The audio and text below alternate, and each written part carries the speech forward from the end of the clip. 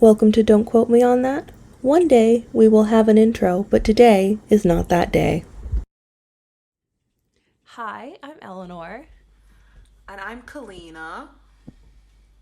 And welcome back to Don't Quote Me on That, where today we are actually talking about a movie, which is new for us. I think at the end of the year, if we make it that far, because as you all know, we didn't make it that far last time. We should do a proportion or percentage of how many times we actually talked about movies versus not, to see how close to our slogan. We should do that, but also that might be a bad idea because we don't ever this is gonna be our movie show for the year. Well, we can always go back to what my idea is and return to our Twilight roots. Or I was also thinking we could find a new shtick. I don't know what it's going to be yet. My money's on Percy Jackson right now, but I don't know how well you know the book, so we could wait for the show to come out, because I know they're doing a Percy Jackson show, which I'm very excited about. Yeah, I know I read the books, but I don't remember them very well. So anyway, sorry. Yeah. So, how this happened is when I was at Christmas dinner, one of my cousins was talking about this movie, and she said it was good. And then we got home from, actually it was Christmas breakfast. We got home from Christmas breakfast, and we didn't have...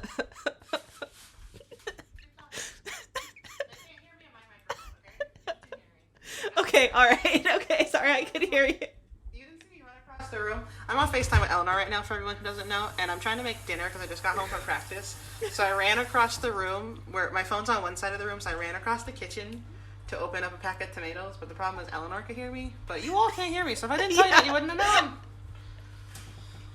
I'm hungry, okay? I'm very concerned. I got time differences and time Anyway.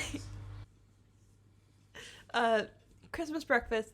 We were told this movie was good. We went home. We didn't have anything else to do for the rest of the day. And I was like, oh, why don't we watch this?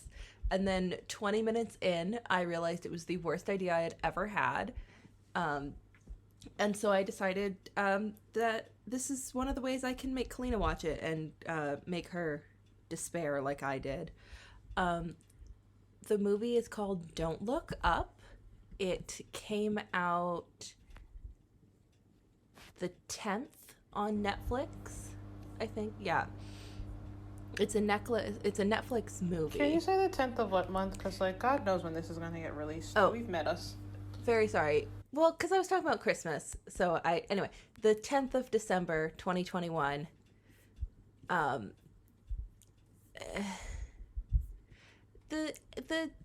So it's a movie made with Netflix. And it has a lot of famous people in it. It's got, Jonah Hill. It's got Leonardo DiCaprio, Jennifer Lawrence, Ariana Grande, Meryl Streep. I love that you always start with Jonah Hill. And, I like Jonah Hill, too, but he's definitely not the most famous person in the list. And you, every single time Eleanor's like, Jonah Hill's in this movie. And I was like, that didn't save it. But, is the only person in the movie that I really like. I don't love Leonardo DiCaprio. I do not like Jennifer Lawrence at all. I don't really know any of the other people. I like Jonah Hill, and Jonah Hill was part of the whole thing that made this movie watchable because he kept showing up and saying things. So this movie was also filmed. It was supposed to film in April 2020, and then it's ended up actually starting in November 2020. I didn't almost stab myself, means, folks. I'm so proud of you. I know you'd never do that. Oh my god, I'm sorry. I lied to everyone. It came out on Netflix on the 24th of December. It came out in theaters the 10th of December to a limited release. Also, it was called one of the top 10 films of 2021 by the National Board of Review and the AFI.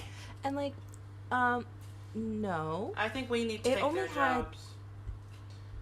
Yeah, it only had 7 days in 2021. Mm-hmm. It was number one in Slovakia. You only had to watch the movie. Yeah, it was pretty big, I think, because I know in American Netflix too. I believe it was number one. Listen, no offense. I didn't know anything about the plot of the movie. I had heard it had come out, and I had zero interest in it. And then, I vaguely knew. I knew there was a movie that had come out with Leonardo DiCaprio, and I knew there was a movie that came out with Jennifer Lawrence, and I didn't fully realize they were the same one. But I had no interest in it. But what was I saying? No offense to the general population, but also they just see names, and I don't think they use critical thinking skills. Yeah. And I know I said no offense, but a little bit of offense, think, you know? The whole movie. Have you ever been trapped in a conversation with somebody who watches Rick and Morty, but that's their whole personality? That's how they got their critical thinking skills, that kind of person? I haven't, just because I think my vibe would immediately disintegrate them, but I do get the feeling, because most conversations I have, I'm especially, not to get political, but especially around COVID, whatever your opinion is, at the end of the day, it's your opinion. But sometimes I have conversations with people, and I'm I don't know how we grew up on the same planet, because we perceive things so differently. Mm-hmm. And you're I don't know how, you're this is not what I was trying to do at the start of this conversation. Yeah, this movie was 2 hours of that. Also, how is this movie 2 hours? Oh, dude, I got a half hour in. I made my housemate watch it with me, and I got a half hour in, and I was I'm sorry. So sorry. I can't do another hour and a half of this. Yeah, I think she hates you a little bit now, because I told her you recommended it. Oh, that's fair. So basically, essentially, in this movie, what happens is Jennifer Lawrence, whose character name I don't know, found a comet that was heading towards Earth. And she told Leonardo DiCaprio, who I don't remember what his name was. He was a doctor. Mindy, I think. Yeah, he was Dr. Mindy. Yeah. That's it. Yeah. She was like, oh my gosh, there's a comet, it's gonna hit the Earth, and then the Earth is gonna go kapoof. And then the two little scientists were like, okay, let's go tell the White House. And then the president was like, who cares? The president, who was played by Meryl Streep. Yeah, which was also apparently. I'm gonna give you all my hot take. Oh, please. That I'm probably gonna get canceled for. I don't care for Meryl Streep. I know she's a great actress, and she's done some really important things, and she's cool, but I don't care about her like that. So her playing the president made me hate her. Now I actively just don't like her. Before I was whatever, she's good, but it's not the end all be all for me. But now, I haven't seen her in a whole bunch. I think I've seen Mamma Mia once, but and let's be real, the gem of Mamma Mia is that they're singing ABBA songs. Okay, they could have put anyone in the movie, they would have been a bop, you know. Oh, this is the first movie I've ever seen Timothée Chalamet in. Oh, yes, same. I thought he was very charming. Part of it is because he was only in it for 30 seconds and talked about potatoes, which is straight shot way to get me. I don't know if this was sorry, I just spilled black olive juice on my hand. I'm having a really good time, guys. I don't know if this was my favorite part or my least favorite part, but I figured out towards the end of the movie that his character's name was Yule. Well, I don't know what Yule is, but I know at Christmas time they say Yuletide or something like that. Who named him? Yeah. Also, I just found out yesterday that he turned 26. I don't like that. That he's... Oh, yeah, nope, his name was just fully Yule. Yule. To be fair, I'm pretty sure his character came from a very, religious background, and, he was no longer religious, which also got to me.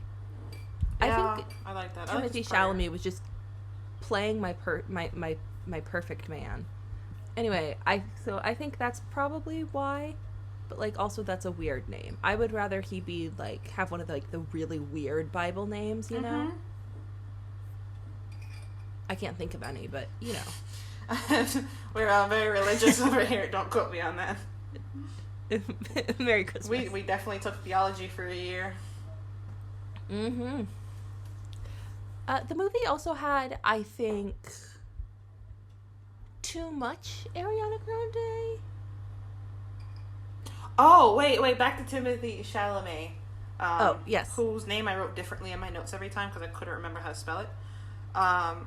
I was convinced that if he wasn't famous, that's just what he would look like how he looked in this movie. That's just what he would look like normally. 100%, yeah. Mm-hmm. And like no one would give him the time of day except for like a really niche group of girls. Mm-hmm. Yeah, no, totally, fully agree. This is the first time I've seen him, and I'm like, oh, he's kind of cute because he's not all, I don't know, dressed up, I guess. Yeah, they're like, not to sound like Pete Davidson stands, but like there is some charm, especially I think in celebrity culture. Like, you know how people are like, oh, if someone wears suits all the time, they look really cute when they're dressed down, and vice versa. Like if they're dressed down all the time, they look a lot better in suits. I think in celebrity culture, you're like, obviously there's paparazzi photos, but for the most part, they're so aware their lives are being filmed and they're on red carpets and stuff. Like there's always an element of being dressed up and posed. Mm-hmm. So I think there is a bit of charm in being like, no, I'm not doing that, even if it's her character. Yeah, I agree. Oh no, it worked. Are you okay? I'm handling a knife, and we all know. Oh God, I shouldn't be allowed to do that. One of my friends just had to get stitches because he was trying to cut something for breakfast and sliced his hand open. My running joke. So, like, I don't need you to do that too. The running joke with my housemate is every time one of us leave, we go, "Don't burn the place down."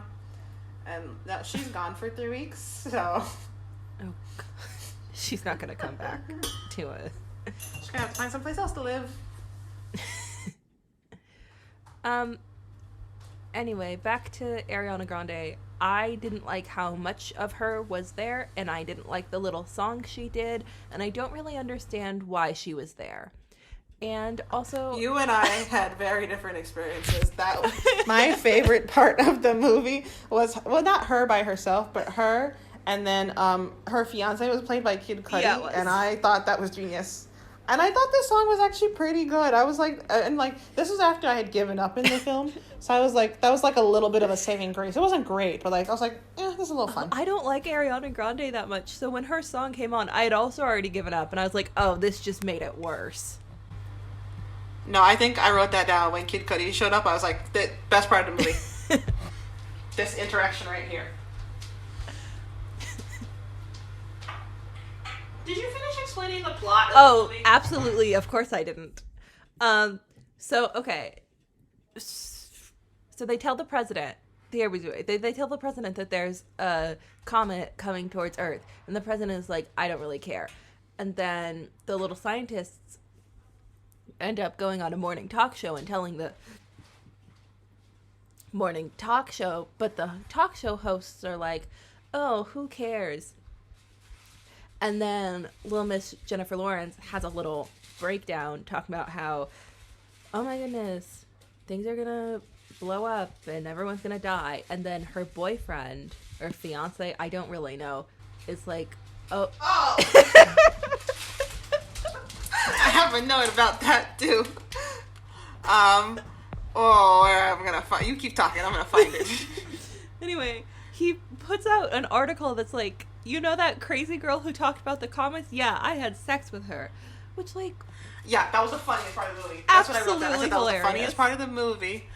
I thought he had a couple good lines earlier. They were, like, on the phone right before they were supposed to talk to the president, because the president was giving them a hard time and, like, wouldn't see them. Mm-hmm. And Jennifer Lawrence was on the phone with her boyfriend. He was like... And I guess she had some tiff with his mom and, like, didn't want to meet her. And he was like, so when can you see my mom? And she was like... And they found out that the world was going to end in 6 months. Mm-hmm. So he was like... she goes, can I have lunch with your mom in, like, 7 months? And he was like, that's a weirdly specific and distant amount of time. And I thought that was funny. I agree. That part was hilarious. So yeah, she has her little meltdown, but everybody likes Leonardo DiCaprio because he's cute or whatever.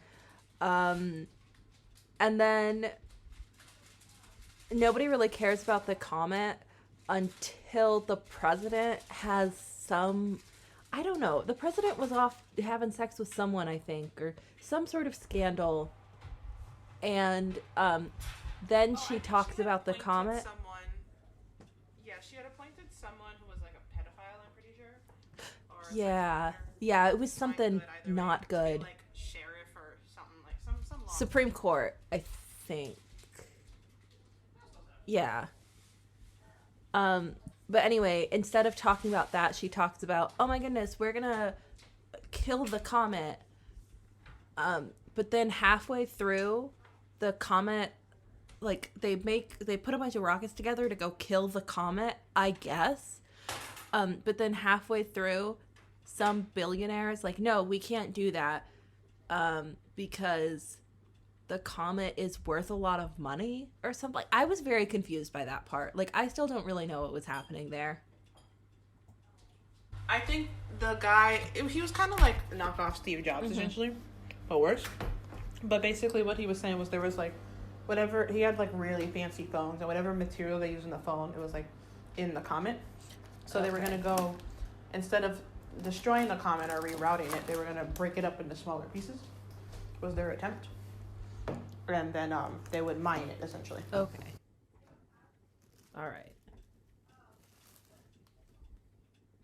And then, okay. So that changes things, because people are like, oh my goodness, the comet will, like, create jobs or whatever. Which, doesn't that sound a little familiar? My thing is, actually, now that you said, because you said it was supposed to start filming in April of 2020. So, like, and actually, considering how terrible the movie was, it is possible they wrote it in a month. I'd be surprised if they gave it that much time. But, like, did they, like, hear about the pandemic and was like, oh, we got to write about this? Or did it just, like, lucked out, you know? I'm pretty sure it was originally supposed to be a commentary on climate change and how Americans are reacting to climate change. But then the pandemic happened, not well. And they didn't change enough to, like, because,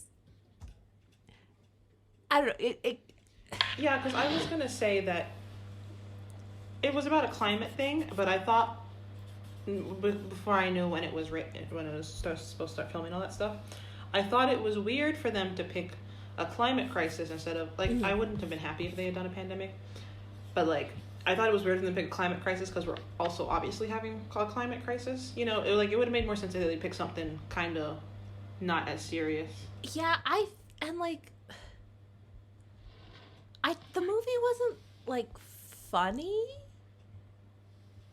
Yeah, I wasn't sure if it was supposed to be serious or not, like, from the previews I had seen.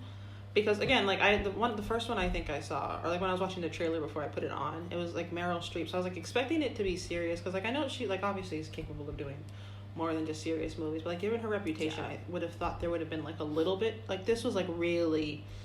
I think I wrote down somewhere that it kind of felt like a Comedy Central skit, though, but for, like, 2 hours. It was very... Which is, like, okay, but, like, Comedy Central, like, yeah. Like, it's, like, we talk about this, like, with SNL, like... Some comedy, and like the kind of comedy it's not necessarily the kind of comedy they were going for, but the kind of comedy they pulled off is not good in a long form content. Yeah, and like I didn't know it was a climate change thing until I was reading up on it for this episode, and so I thought it was a COVID thing, but like it's not even like I feel like it doesn't really work as either or for an allegory to like anything, because watching one movie with I just feel like the movie feels like it has the power to change everybody's minds, and like that's like the conviction they wrote it with, and it's like, no, it's not, it's really not. It's been 2 years of COVID and many more years of climate change. If somebody could create a movie that fixed all of it, they would have done it by now, and this isn't doing that. I think Ellen and I have touched on this before as well. and this was like my main problem going into the movie. I find it very hard. The idea of like separating the art and the artist. I find it hard to take a movie seriously or at face value.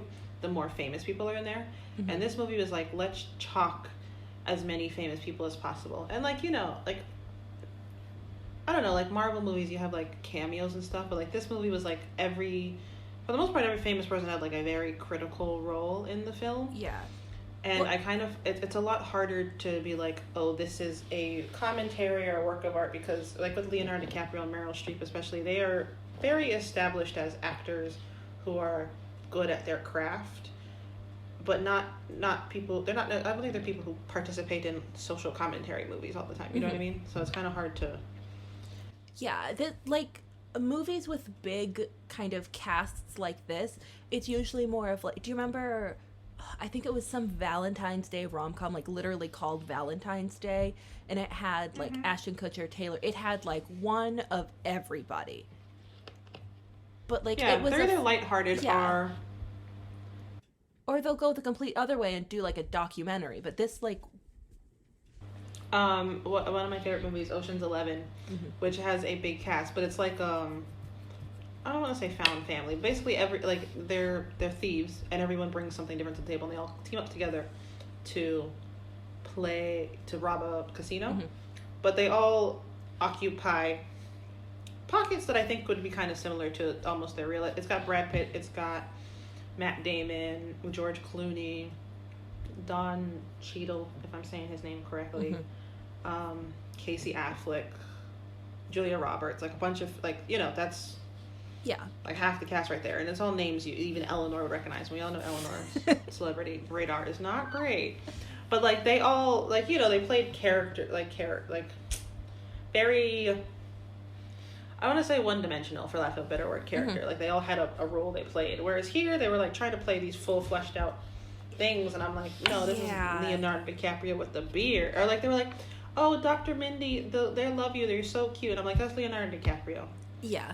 That's what that is. Yeah, I saw one of the like little fun facts on IMDb is that the creators tried to make Leonardo DiCaprio look as, quote, sexless as possible. And if you wanted that, pick somebody uglier than Leonardo DiCaprio. It's that easy.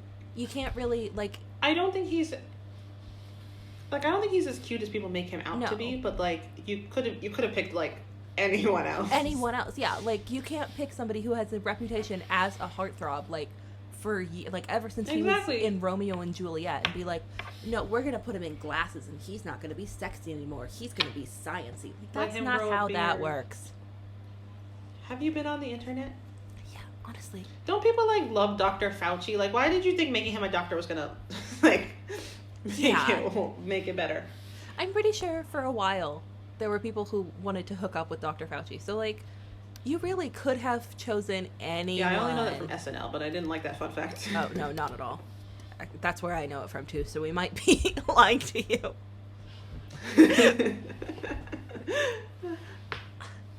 Also, like, I decided it wasn't a comedy. Oh no, you go. Oh, we love internet connections here at Don't Quote Me on That. Oh, I was gonna talk about how it was too close to like what's going on right now, and like the movie wasn't set enough in the future to like be satire enough for what they were going for, if that makes any sense. We've also talked about this before. We probably have heard it, but we you know, if you haven't, we did an episode on Bo Burnham, so if you have heard it, great. If you haven't heard it, it's coming.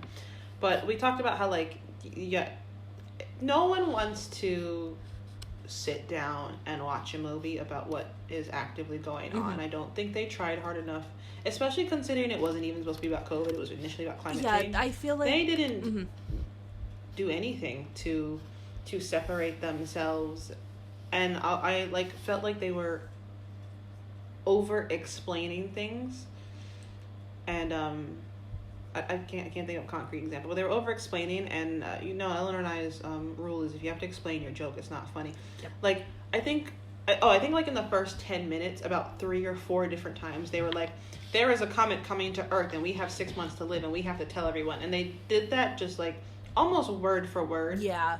3 or 4 different times in the like first chunk of the film. It felt a lot like in like the newer Criminal Minds. If somebody would they would always like craft a scene to where somebody clueless could go up to one of the team members and be like, "What's all this about?" And then they just get a full little science lesson like on a whiteboard, and then they were like, "Here we go." And it's like, if you write better, you wouldn't. Like, I feel like they either had to, once they realized that COVID was happening, which obviously they did at some point in the film or in the making of it, lean way more into it or lean way far away from it. Like, they kept a weird middle ground that would have been fine if there wasn't, like, an active pandemic. It didn't... Like, one scene, I think it was when they first discovered the comet, and they were like, oh my god, a comet's coming to Earth, right? And it was a big group, and then it was just Leonardo DiCaprio and Jennifer Lawrence, and she was like, is this really happening? And he was like, and then someone was like, what's happening? And they just re-explained it again. And, like, you would think, I'm not gonna knock a writer, because like everyone's gotta have, like, you gotta be bad before you're good, you know? But you would think if one, I'll take Netflix out of the equation because I changed my mind, but you would think for a cast of like the cast that they have and the cast that they were given, they would have tried to given them more, like they've given them better dialogue and like I thought the pacing and in the filming of itself was okay, but I felt like the dialogue and the writing didn't really add up to that.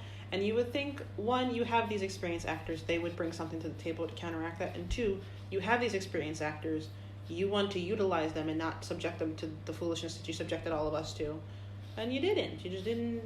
I'm sorry. I am reading because you said the writer, and I was like, maybe he's new. He's not. He was a head writer on SNL for 6 years. He helped write the Ant-Man script. I like Ant-Man. I think Ant-Man. Those are well-written movies. They're funny. He wrote The Big Short, which I didn't watch, but I've heard people talk about. Oh, yeah, I've heard that was good. So, like, it's not like this guy's never done anything. I had a feeling he was famous because his name was slapped on it like 50 different times. Like I was supposed to know who he was. They were like a movie written by, and I was like, I don't know who that is. Couldn't tell you him from Joe. He's worked a lot with ex-SNL people. Which, I mean, makes a little bit more sense. And it's the comedy thing, it just makes it so much worse. Like, even if it was a serious movie and he talked about that, but like, he's writing for things known for comedy. And like, I think that personally, to me, the most important thing in comedy is timing, but also like subtlety. Again, if you have to explain your joke, it's not funny. And I think he dropped the ball on both subtlety and timing. Like one time, so they were like, the comet's going to come destroy the Earth.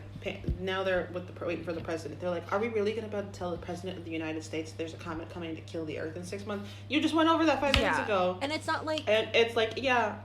It could have been funny if when it was like just them, it was a super science-y explanation. And then they like, each time they had to like slowly whittle it down to just Earth dying. You know, if they had kind of done they that. Just like reiterated it the same way every time. And like it was I think the joke at the time of the president sentence is the president wasn't like the president knew why they were there and was just blowing him off. But like it wasn't funny anymore. Like I think they should have leaned more into the president, like maybe the president doing things while blowing them off versus we are sitting here with this very serious topic that we've explained to you 10 times already, word for word, and oh my god, the president doesn't care.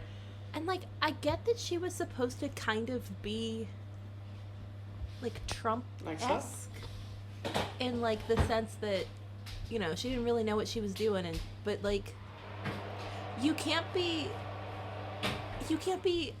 like the kind of absurdist kind of president that I think they wanted, but then also make all these calculating like you're either an idiot or you're not. You can't really be both. And like to the degree that it seemed like they wanted Meryl Streep to be, because they had her son who was just absurd, Jonah Hill, and then she had her that was like half absurd, half calculating, but like she didn't really do either one. Well, I also, and I don't want anyone to take this out of context, but like I hate when a movie has a female president. I think it's very hard to do well. I don't think they did it well, but I think 9 times out of 10 it's like, ooh, look how progressive we are. We have a female president, and they don't write the president beyond the fact that she's female president. Because, like, no offense, but I would have trusted it a little bit more if it was a clueless man, because that's more true to life. Not just because we've only had men presidents, but, like... It begs the question, right? Is it a female president because... she's either a female president because we're living in a universe where, like, that's not a groundbreaking thing. But I think... Or we're in reality, right? But we're far enough in the future, because I think we can all come to terms with that. If a woman ran for president in America, which happened, she would have to do a lot more and be a lot more to be on the same level. So if you have a female president in a movie, it's either because we're living in a slightly altered reality, where that's normal and, like, she can be on the same baseline as men, which I don't think they were doing because it's so close to reality. Or if you have a female president, it's because we're far enough in the future that we have overcome these hurdles, so to speak, and it definitely wasn't the latter. Yeah, it was just... It was weird and it was bad.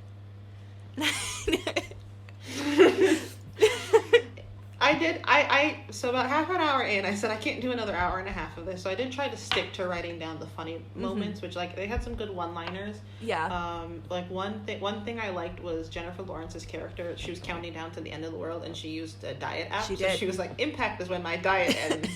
So I thought that was nice. I thought that was really funny. And, like, some of the, like, the scenes where they weren't completely focused on the rocket or the whatever, the comet, had some really good, they had some good bones. I think that's part of the reason Timothée Chalamet was such a good part of the movie, because a lot of his stuff didn't circle, like, he was kind of like towards the end, so after the rocket wasn't as big of an explanation. One thing I will say I think they did well is a little earlier in the movie, like after they talk about the comet and tell everyone the comet's coming, is I thought the headlines on the newspapers were really realistic, because there was one paper that was like, comet coming in 6 months, will there be a Super Bowl, which, like, is exactly the kind of stupid, like, really minute things people would worry about. So I thought that, I will say that was well done. Yes. The small things were funny. It's just, I feel like the world had changed so much since the beginning of the script writing process and when they actually made the movie that they got, and, like, they were trying to do an absurd president thing, and then they were trying to do an absurd, like, Elon Musk thing. And, like, yes, they can both exist, but, like, I don't know. But then also we got climate change, and, like, it's kind of like, because of the pandemic, you can't separate it from that. It's just too many things. It was too close to reality to be shedding a light on reality, because it was like, I'm just looking at myself. Wow. Yeah. Oh my God, it's me. Maybe, what's that John Mulaney bit? It was like, maybe the little Victorian ghost girl was me all along, but it's the movie. Maybe I was the pandemic all along. Like, we are the real virus. My favorite fun fact is that Jonah Hill played his character under the guise of, what if the Fire Festival was a person? And I think he did that. Apparently, he also wanted his character to carry a Birkin bag everywhere, and they were like, no, that would be absurd. But, like... I was just looking, because my favorite Jonah Hill line was, they were waiting in a room, and they were like, Dr. Mindy, you have to come meet with the president now, and they left the other 2 people in the room, Jennifer Lawrence and the other guy. And Jonah Hill goes to Jennifer Lawrence, because the 2 of them were fighting the whole movie. He goes, do you want to come? And she said, yeah. And then he just closed the door. I thought that was great. Also, I said, but speaking of Jennifer Lawrence, I did say that part of my problem with her is I kind of feel like she just plays the same character, different font, and, like, the same character is dry. Now, unfortunately, there was a line in the movie where I had to do some self-reflection. Actually, you know what, guys? I don't have a therapist. I don't know if you all know this. I think it's obvious. I don't have a therapist, and you all are my therapist. So, basically, I said, Jennifer, when I say she plays the same character, she just plays me, but worse, because when she and Timothée Chalamet's character were, like, they're hanging out on the roof, right? And Timothée Chalamet's character goes, do you want to make out? And she goes, sure, why not? And he says, can you not say why not? It makes me feel like you don't want to do it. And she goes, yeah, whatever. And he said that was better. And I didn't see the problem with sure, why not until he said anything. I did. I laughed a lot at that now that you say it. And So I can't knock her too badly. I thought that was funny. But it's like the end of the world's coming. It's like, let's make out. Okay, I guess why not? Like, what else are we gonna do? You know? That was just, there's my therapy for the week. If anyone has any insight, I would appreciate it. I know, I don't think you would. Yeah, don't tell me. Tell Eleanor, and then I'll slowly feed it to Kalina over a portion of years, which is unfortunately how Kalina has learned things about herself. I saw this. You see this thing online that was like, you don't have therapist. Don't get a therapist. Just get friends who have therapists, and then you see what their therapist says to them. That's what I'm doing. How's that working out for you? Very well. I'm having a great time. I never know anything ever about myself. Yes, I am realizing that. Also... Anyway. Chris Evans was in this movie for a couple seconds. Thank you. Listen, Chris Evans. Where's Chris Evans? I cannot support this, okay? I love Chris Evans. Sorry, I'm trying to make sure I didn't set my kitchen on fire. I love Chris Evans. Think he's just dandy. I cannot support this. My respect for him has jumped ship. It's going to take a lot to come back from this. Chris Evans, well, I was rooting for you. We were all rooting for you, and you just ruined it in about, I think, less than 30 seconds. That was after my why not note, so. Not that you have any big feelings or anything. I forgot. Because I was just like, this movie's horrible, and that's all I'm going to say. But, like, I have reasons for why it was horrible, and that was up there. For me, I couldn't figure out it was him. But then I saw it immediately and knew, I don't know why, it reminded me of a Scott Pilgrim character, but, like, if he was horrible.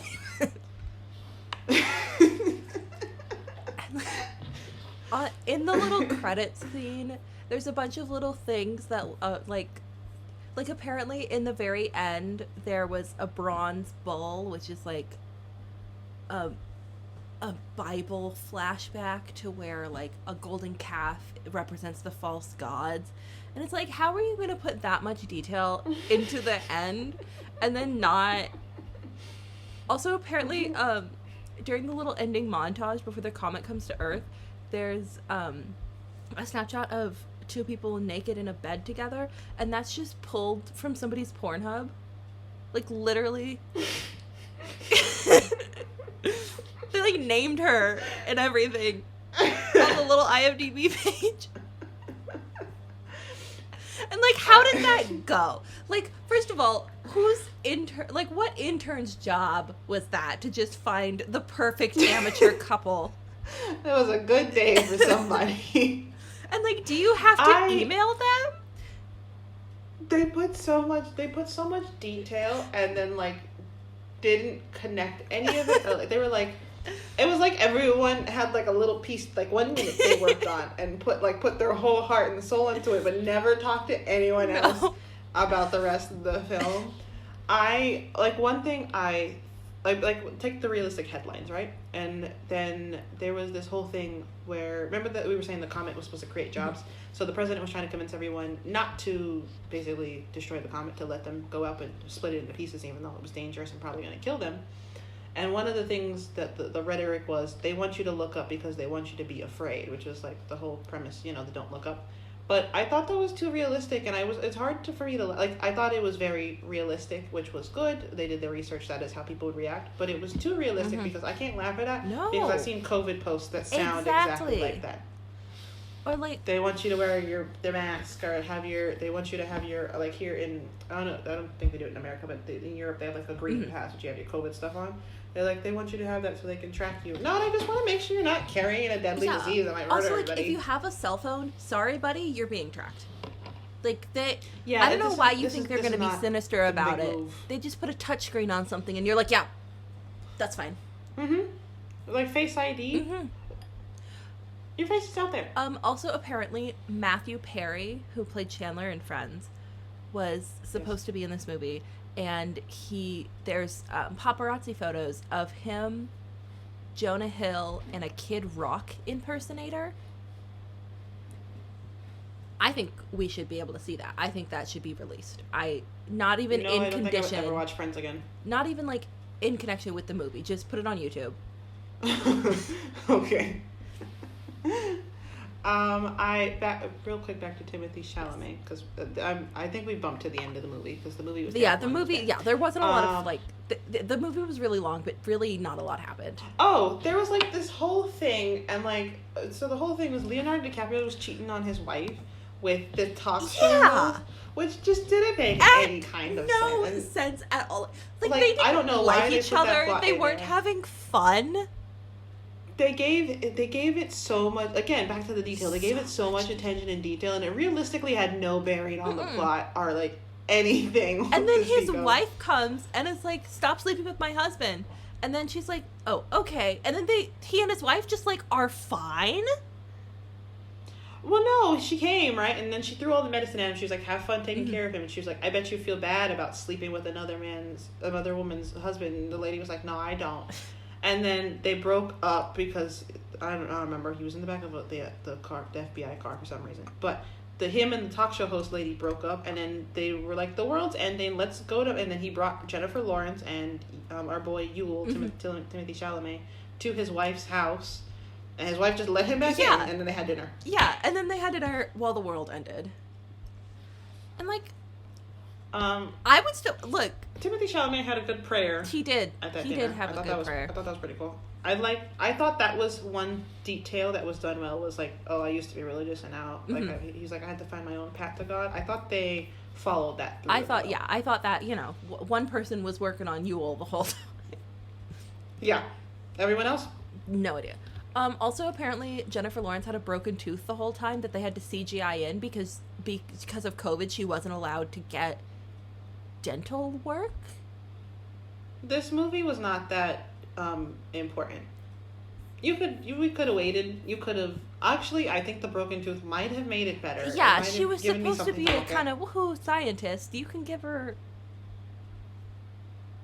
Who would have noticed? Just don't do any close up shots of her face. Yeah, It's not that hard. No.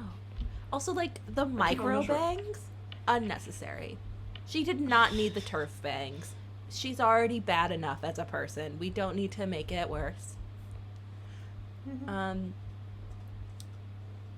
they got engaged. They were in the car. So Dr. Mindy's driving to his wife's house. Actually, did he even call her before he went? Did he just show up with like 3 people and was like, I'm pretty sure that's more how it went. But he's driving to his wife's house with Jennifer Lawrence and Timothy Chalamet. And Timothy Chalamet is like, can I be vulnerable in your car? And like, first of all, I would have said no. But Dr. Mindy was like, yeah, sure, whatever. And then Timothy Chalamet proposes to Jennifer Lawrence. And again, she says, why not? And that would be a reason I would get engaged. There was a bit about like shooting the comet. I don't know if you heard this, but there was a hurricane that was supposed to come to Florida a couple years ago. And there was like a petition or like an event on Facebook where they were going to shoot the hurricane away. And that's all I could think of. Oh yeah, it was the guy who went up originally, I think, to destroy the comet. Was like outside shooting it with an AR-15 or something. And I was like, that people like that really do exist, unfortunately. Yeah. So that's why I can't laugh at it, because I saw it happen in real life 3 years ago. I remember that. Oh goodness, like. It's like weird, like things like that happen in real life. So like I don't think we need a movie, because if people can't see things like let's go shoot a hurricane and not think, oh, maybe my brain needs more work, Jennifer Lawrence isn't gonna help. I think we've touched on this a lot. I think back to it's impossible to separate the context, but like we keep talking about COVID. I think the last few things we've talked about, because it's impossible to separate anything from COVID, but also like at the same time you don't want to sit down and watch everything is inherently tied to the pandemic, but I don't want to sit down and watch a pandemic type movie that I'm living. Exactly. Like, if I had never seen those things on Facebook that were like, let's shoot the hurricane away, I probably would have thought that was funny. Mm-hmm. But I saw it ages ago, and like it had gone on so long, it was funny and cycled around to, oh my god, you guys are really stupid. And I can't laugh at that anymore. No. And then there was more. See, I thought the movie ended, and then there was more. Which was, also, I think, was the worst part of the movie. Why did they have to make Meryl Streep smoke? Like, that part didn't make sense. I think the ending was the worst because the people who were all alive at the end were all the people that sucked. Mm-hmm. And if your film is going to be so... Like, I think in general, we'd like the good guys to win. And, you know, the people who are promoting, hey, let's stop this comet that's going to come destroy the Earth. Like, I think you'd want them to win in a normal circumstance. But especially for a film that did, as we've said, was so grounded in reality and didn't attempt to shift away from it, you can't make it more depressing. And, like, I'm sure that wasn't what they were trying to do. They were, like, trying to make this lighthearted, funny end. But you can't make it more depressing by making the people who made the situation worse and then caused everyone to die live. Would like to disagree. I don't think they did it as a funny thing. I think they did it as a, this is what's going to happen if you don't, like, take real life seriously. But they didn't do the movie well enough for that to come across. Exactly. They had her get killed by, like, they had the president get killed, like, trying to pet this random creature that has evolved since the Earth was destroyed, and they got killed. That was part, because remember the little guy had the app, the little Elon Musk guy had the app where it's like, oh, there's a 98.2% chance you're gonna die of being crushed by a piano.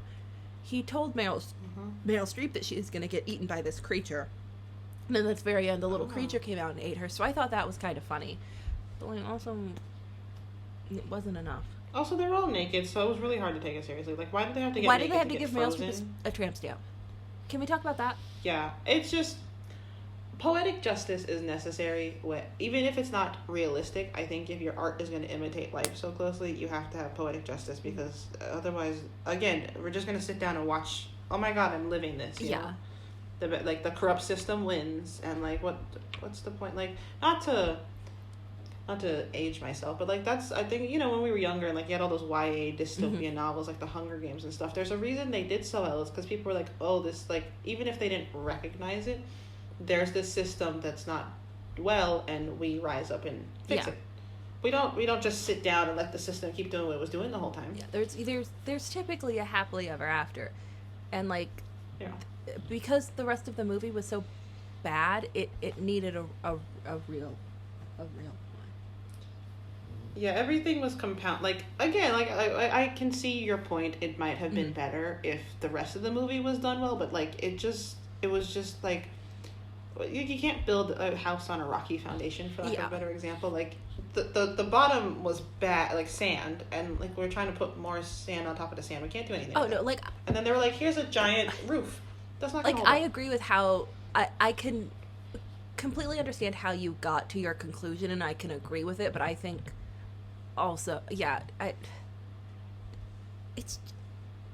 didn't do what it wanted to do. And also, the very last little fun fact on the IMDb thing is that the actor who plays Leonardo DiCaprio's son is older than Leonardo DiCaprio's real life girlfriend. Okay, so moving on very quickly. Yes, thank you. I think that even if this movie was not as bad as it was, or if you thought it was good, I text someone about it after we finished watching, because my housemate agreed it was horrible. So I text someone else about it. I was like, don't watch this. She was like, really? I heard really good things. And I was like, they all lied to you. Yeah, I don't know so who out here is liking this movie. Like, I was like, so even if you didn't take, I think, like, we thought, like, I did try to delve into it a little bit more than I probably would have, because honestly, I would have turned it off. But, like, I did try to delve into it a little bit more than I would have, because we were doing it for the show. But, like, even taking all that, if you enjoyed the movie in some way, I would never in a million years, I don't know what element of this would be like, this is one of the best movies of the year. Like, it was, at best, it was alright. Yeah. It was a funny little commentary if you didn't think about it too hard. But, like, best movie? I think, again, it had a lot of people in it. So if you really like Leonardo DiCaprio, you're gonna like the movie more. If you really like Jennifer, if you really like Ariana Grande, that's gonna save the whole movie. So I think that it definitely helps in having people like it. But I really like Jonah Hill, and guess what? I really liked Chris Evans, and then he did this. Yeah. I have to rethink some things. Do you have any closing thoughts? If movies on Netflix are bad, don't watch them. So, yeah, I think you know, the He's All That, and everyone's like, how do movies like that keep going to number one? It's because we're hate watching. So don't hate watch stuff. Just trust in your heart that it sucks. If you want to hate watch, just watch like a video essay about it on YouTube, and don't give your coin directly to Netflix. No. If you want to hate watch, you tell us to watch it, and we will subject ourselves, and then there you go. You don't have to do it. We're not watching He's All I'll That. wrap my brain for the sake of the podcast. I'm not. Mm-hmm. I watched a video. Yeah, me too. About it. I watched one and I was like,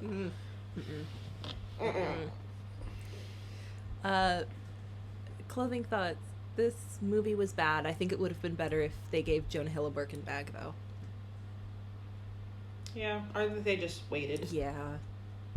Or changed even one thing. They had too many things going on. Like, it was too close to reality, but it was like 5 things that were too close. It was like climate change, and it was too close to the pandemic, and you said something else earlier, and like, you got just gotta pick one. You do have to pick and choose if you're going to be doing a social commentary like this, especially because, like, not to talk about video essays again on YouTube, but like, that's becoming a very big genre, so it's not like commentary is a new thing. Like, I could go watch a video essay that's A, not 2 hours long, and B, I don't know, like, I watched one the other day about how getting dental care has been, like, is solely a thing for the upper class in America, and guess what?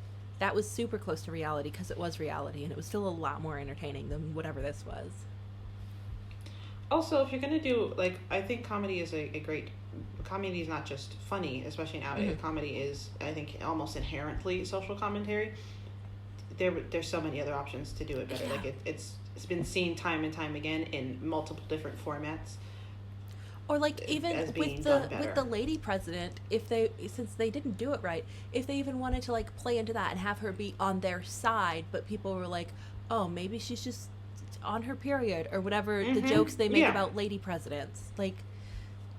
Or like, and this wouldn't have been good, but lean really far into the negative stereotypes about, you know, women in charge. Mm-hmm. Like, at least they would have, like Eleanor said, they kind of towed the line on both of them, and you can't be funny if you don't make a choice. And they, like, she was awful, but like, she wasn't awful in a funny way. One moment. Exactly, like, just lean into everything and make her just really awful in the most, in a way you can laugh at, but like a stereotypical way, or make her, as Eleanor said, you know, have people discredit her because she's a lady, but like, you can't. Like, everything was half absurd. We needed some people to be full absurd and other people to be no absurd. Like, the way you find a middle ground with that is not giving half to everyone. You know, like, you get. Anyway, Eleanor's banned from picking things for a while, and I think we've, Eleanor was banned from picking things a long time ago, and every time I give her a chance, I ruin it. I regret it.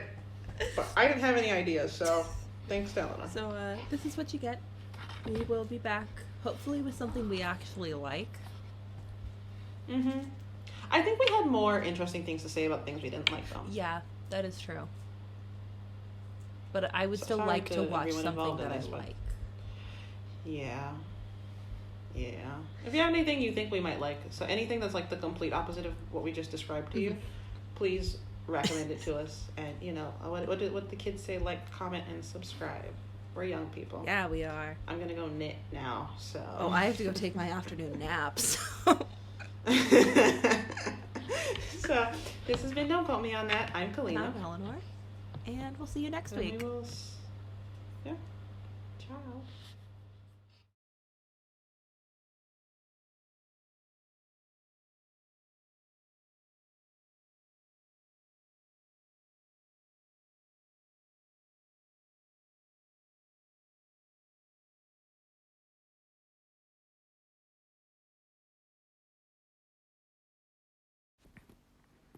Thanks for listening. Don't quote me on that. One day we'll have an outro, but it's not today.